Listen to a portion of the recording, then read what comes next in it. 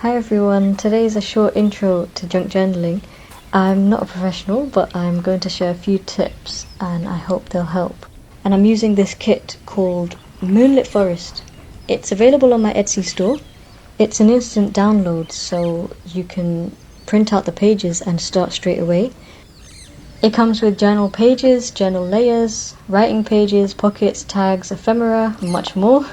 I really enjoy junk journaling. I think you don't need to be a professional at crafting. I find it really therapeutic. So let's get started.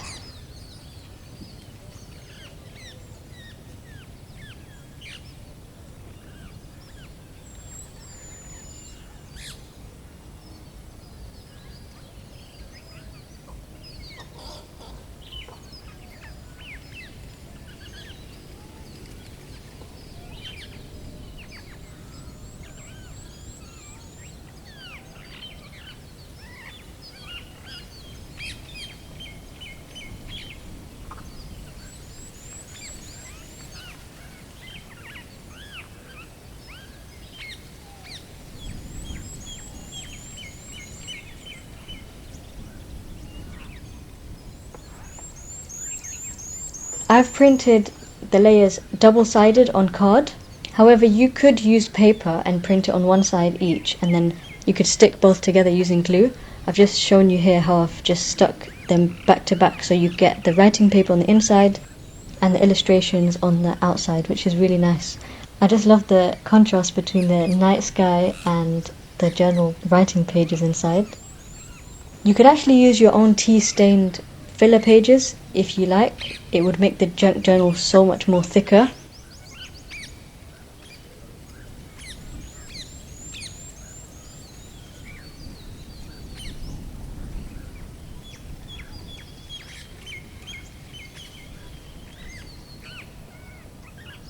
Okay, so let's pick the cover of our junk journal. Now you could choose any one of these for your cover, but I'm going to go for this one with the full moon and the wildflowers. I think that just looks really nice for the front cover, and it does give off Moonlit Forest vibes.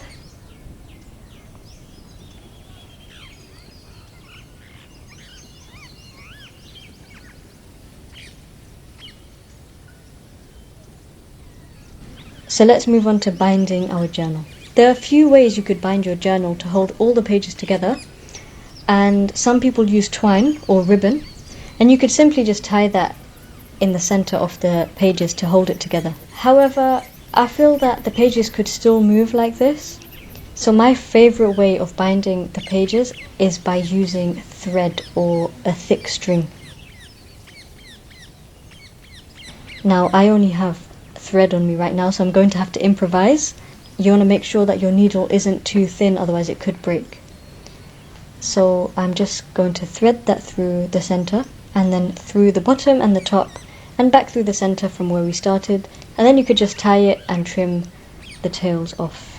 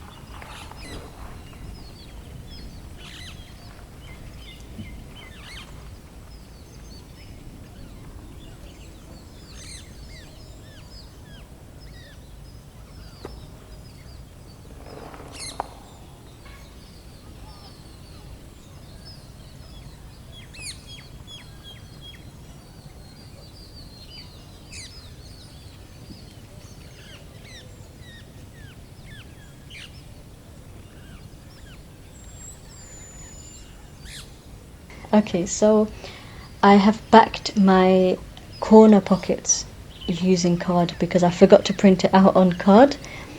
So now I'm going to choose my pocket that I want to use.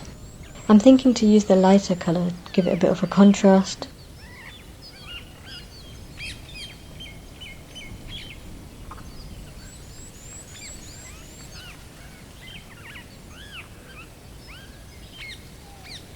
So now let's make a pull-out pocket using this pattern paper. So I folded that in half and made a little tab to insert it into the first page of the journal. I'm just using glue to close the pocket from the bottom and the sides.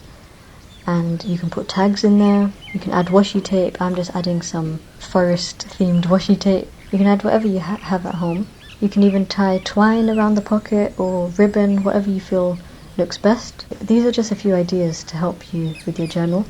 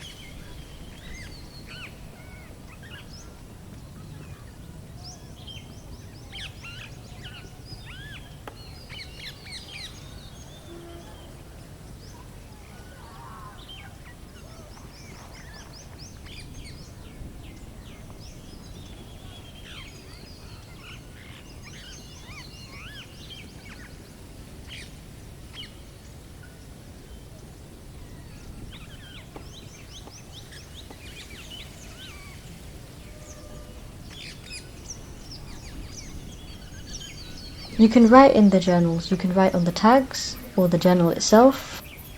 I'm just hole punching the tag and adding a bit of twine.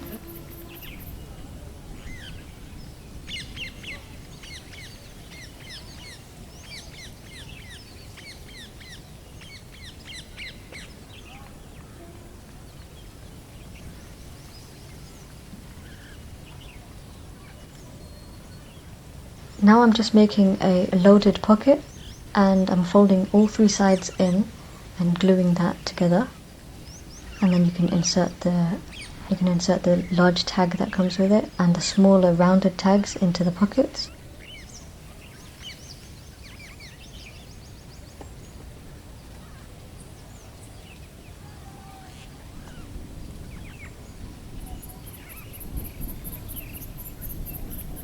I'm using a square pocket now for the next page. So I've cut a strip of that pattern paper again. So I've just folded the edges of that pattern paper and stuck the tabs in. And that's made a bit of a band to hold whatever you would like to put inside. So I've printed one of these journal layers. I've resized it. I can easily fold that, add whatever I want inside. It looks like a little folio you can just put inside that page.